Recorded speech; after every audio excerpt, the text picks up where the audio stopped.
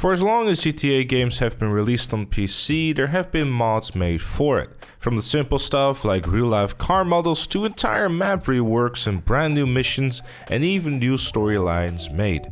Hell, GTA Online on PC had its loading times fixed by a modder. But unfortunately, there was this one incident that made Take-Two very nervous and trigger happy. The infamous hot coffee scandal. For those who don't know, let me give you a very brief recap.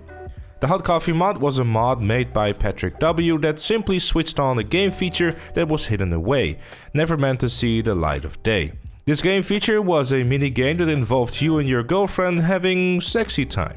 And as you might expect, the Americans didn't like that.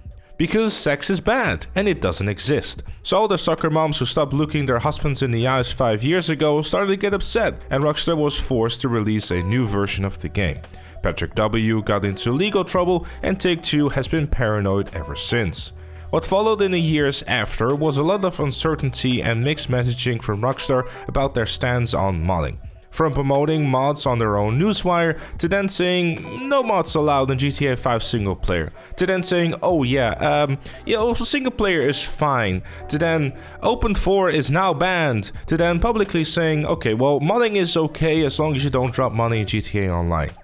Meanwhile, behind all these public statements and constant changing of stance about the modding scene, Take-Two has been going around everyone's back like the Grim Reaper on steroids and just taking down as many mods as possible just because they can.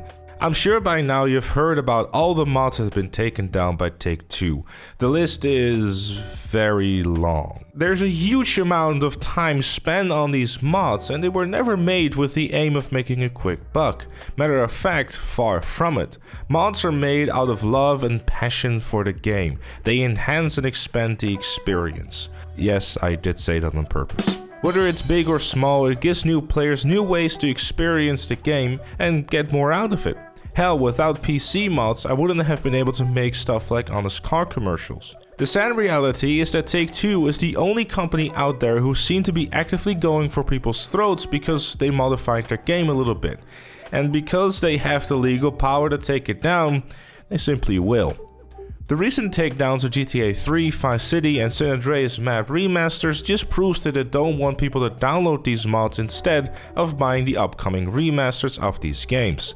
Yes, I know, at the time of recording it's still rumors, but let's be honest here, it's pretty obvious.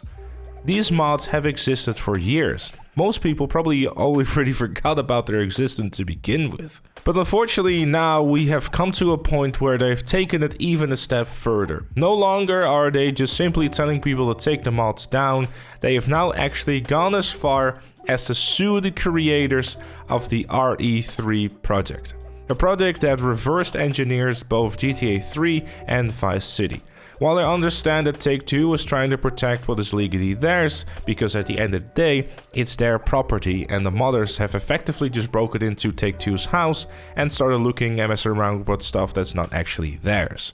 It just seems like a really ridiculous move to go to court over games that came out in 2001 and 2002. Rather than trying to sue these people, it would have made so much more sense to me to instead offer them a job at the company, because they're clearly talented developers who know the way around code and game development, which coincidentally CD Projekt Red is doing with Cyberpunk 2077, because they're hiring modders to help fix their game. Now obviously in Take-Two's case, it would be sending out a message like, hey, you know, if you mod our game enough for us to notice and it gets enough traction on the internet, we'll give you a job. So keep doing that and keep porting GTA 3 to the Switch, even though there are rumors floating around that we're going to be doing that ourselves with a remaster.